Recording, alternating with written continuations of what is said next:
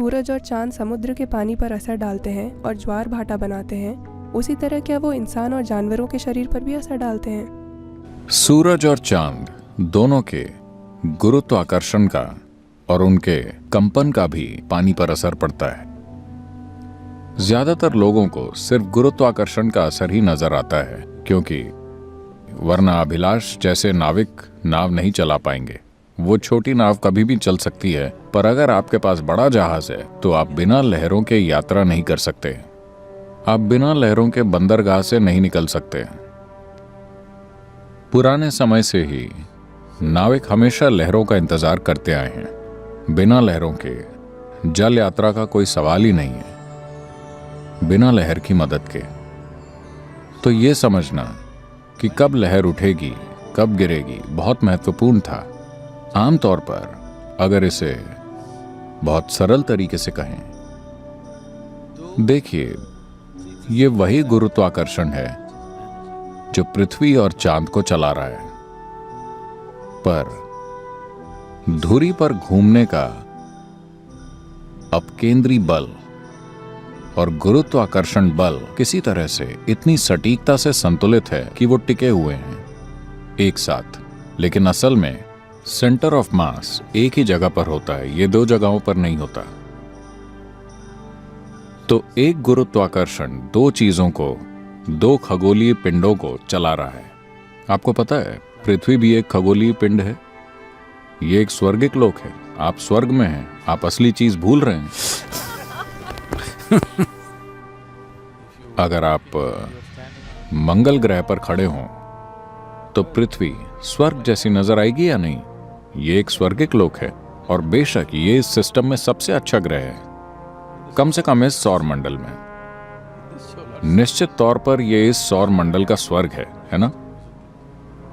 ठीक है, हम इसे बर्बाद कर रहे हैं, वो अलग बात है, पर ये खुद को ठीक कर सकती है। अगर हम गायब हो जाएं तो ये खुद को अच्छे से ठीक कर लेगी। अगर 50-60% लोग यहां से कहीं गायब हो जाएं, मान लीजिए वो मंगल ग्रह पर चले जाते हैं, तो आप देखेंगे पृथ्वी खुद को पुनर्जीवित कर लेगी और अच्छी तरह से फले फूलेगी, क्योंकि इसके पास अब भी पानी है। पानी कहीं नहीं गया है। आप जानते हैं, आप सब पानी की बोतलें ही हैं। 730 करोड़ लोग, मान लीजिए औसतन सबका वजन 60 किलो है। मैं यहां भारी भरकम वजनी लोगों को नहीं गिन रहा हूं, लेकिन मान लीजिए कि औसतन सबका वजन 60 किलो है, और इस 60 में से कम 40 किलो पानी है। इसका मतलब है कि हर इंसान अपने शरीर में 40 लीटर पानी लिए घूम रहा है।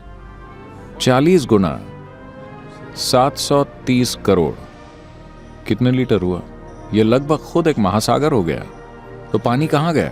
ये पूरा यहीं है। ये इस वातावरण को छोड़कर कभी नहीं गया। पानी की जो मात्रा करोड़ों साल पहले यहां थी, वो अब भी यहीं है, लेकिन वो बस बेकार बोतलों में भरा हुआ है।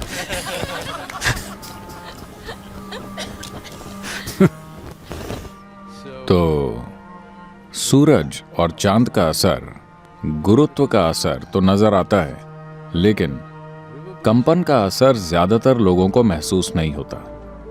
लेकिन पूर्वी सभ्यताओं ने इसे एक जबरदस्त संभावना की तरह देखा, और पूर्णिमा और अमावस्या का कैसे इस्तेमाल करना है, ये खुद में एक पूरी प्रक्रिया है। शायद आपको पता हो कि अंग्रेजों के भारत आने से पहले पूर्णिमा या पूरे चांद का मतलब था 3 दिन की छुट्टी। अमावस्या का मतलब था 2 दिन की छुट्टी। तो महीने में कुल 5 दिन की छुट्टियां होती थी। कोई संडे मंडे और ऐसी चीजें नहीं थी, सिर्फ चांद को देखकर। क्योंकि ये कोई गणित की गणना नहीं है, ये जीवन से संबंधित चीज है जो हो रही है। जो भी चांद के या सूरज के साथ होता है, जो भी पृथ्वी के साथ होता है, वो हमारे साथ भी होता है। और उससे तालमेल बनाने के लिए आपको उन दिनों पर काम नहीं करना चाहिए। उन दिनों का इस्तेमाल आप खुद को स्थिर और संतुलित करने के लिए, खुद को ऊंची संभावनाओं तक उठाने के लिए करते थे, और दूसरे दिनों पर काम करते थे। तो ये 2 दिन या इनके बीच भी चांद की अलग अलग कलाओं में अलग अलग तरह का असर होता है। आमतौर पर पानी में लहरें उठने या ज्वार पर ध्यान दिया जाता है। मान लीजिए कल ज्वार 9:30 बजे था। कल वो 9:30 बजे शुरू हुआ था। आज वो 10:20 पर शुरू होगा, क्योंकि चांद और पृथ्वी के काम करने में 50 मिनट का अंतर रहता है। ये 24 घंटे में करती है और वो 24 घंटे और 50 मिनट में करता है। तो ज्वार की लहर आने के समय में एक दिन से अगले दिन के बीच में लगभग 48 से 50 मिनट का फर्क होता है। तो जब आप इस पर गौर करते हैं तो हर महीने इस चक्र की गिनती करना बहुत जटिल काम हो जाता है। हालांकि आज ये सब सैटेलाइट के जरिए डिजिटल तरीके से किया जा रहा है, वरना एक नाविक को अपने दिमाग में बहुत जटिल चीजें रखनी पड़ती हैं कि ये सब कैसे होता है, क्योंकि अगर आप ये नहीं जानते तो आप जिंदा नहीं रह पाएंगे। समुद्र का लगभग हर जीव ये बहुत अच्छे से जानता है। दूर उड़कर जाने वाले पक्षियों को भी ये अच्छे से पता होता है। और कुछ अनूठी जानकारियां हैं उन पक्षियों के बारे में जो किसी खास मौसम में कहीं जाते और लौट कर आते हैं, कि आखिर वो इस पूरी यात्रा प्रक्रिया को कैसे करते हैं। चांद के गुरुत्वाकर्षण बल का असर उड़ने वाली चीजों पर भी पड़ता है, खासकर जब आप अपने पंख हिलाकर अपनी ताकत से उड़ रहे हों। गुरुत्वाकर्षण और कंपन में होने वाले जरा से बदलाव भी उनको प्रभावित करते हैं। वो इसे कैसे संभालते हैं, कैसे वो इससे गुजरते हैं, ये बहुत दिलचस्प बात है। न सिर्फ पक्षी बल्कि कीड़े भी, क्योंकि दक्षिण भारत की ड्रैगन फ्लाई हर साल पूर्वी अफ्रीका की यात्रा करती है और लौट आती है। ये आपको कैसा लगा? सफारी? इतनी सी ड्रैगन फ्लाई वो हर साल इतनी दूर पूर्वी अफ्रीका उड़कर जाती है, वहां प्रजनन करती है और वहां अपनी तादाद 3 से 4 गुना बढ़ाकर भारत वापस लौट आती है। और उन्हें रास्ता मालूम है, वो कभी रास्ता नहीं भटकती। वो हर बार इतनी दूर जाती हैं और लौट आती हैं। लेकिन अब बड़े बड़े जहाज़ों और एयरप्लेन का आना जाना उनको परेशान कर रहा है और उनमें से कई अपना रास्ता भटक रही हैं, क्योंकि कंपन बदल गए हैं। एक बड़ा जेट प्लेन गुजरता है और यह उनकी दिशा ज्ञान की क्षमता को पूरी तरह से अस्त व्यस्त और उलझा देता है। मेरे ख्याल से ये हर जीव के साथ हो रहा है, इंसानों के साथ भी, कि हम जो स्वाभाविक रूप से कर पाते थे वो क्षमता खत्म होती जा रही है, क्योंकि बहुत सारी मशीनें हैं और हमारे आसपास बहुत ज्यादा कंपन हो रहे हैं, तो संवेदनशीलता कम होती चली जाएगी। इंसान के मन और शरीर पर ग्रहों के असर को देखें तो इन खगोलीय पिंडों का सबसे ज्यादा असर पानी पर और उतना ही असर इंसान पर भी पड़ता है, दूसरे जीवों पर नहीं, क्योंकि हमारी रीढ़ खड़ी हुई है। अगर हम ऐसे होते तो वो हमें उस हद तक प्रभावित नहीं करते, क्योंकि हम ऐसे हैं, हम खड़ी हुई बोतलें हैं। उसकी वजह से खिंचाव ज्यादा लगता है और पानी का उठना हमको काफी ज्यादा प्रभावित करता है। हम जानते हैं कि ये कुछ लोगों को परेशान करता है। पूर्णिमा को कुछ लोगों को सरदर्द होता है, कुछ लोगों को दिमागी परेशानी होती है, और ये सब होता है चांद से या चांद की स्थिति से या चांद के गुरुत्वीय असर से।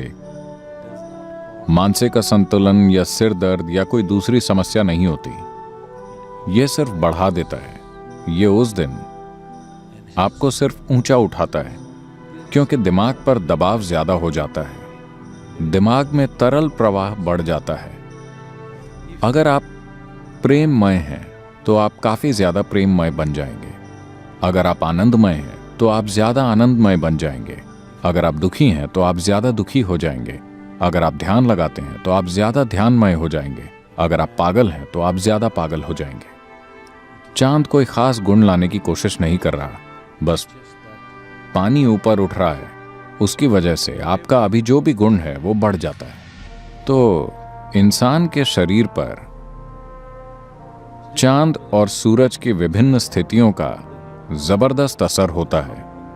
अगर हम इसके पूरे विस्तार में जाएं तो ये खुद में एक प्रक्रिया है। जैसा मैंने कहा, आमतौर पर लोग पानी पर पड़ने वाले सिर्फ गुरुत्वीय असर को देखते हैं, न कि कंपन के असर को। लेकिन आज ऐसे बहुत से शोध उपलब्ध हैं जो आपको बताते हैं कि अलग अलग तरह के कंपन या अलग अलग किस्म की ध्वनियों के प्रति पानी अलग अलग तरीकों से प्रतिक्रिया देता है।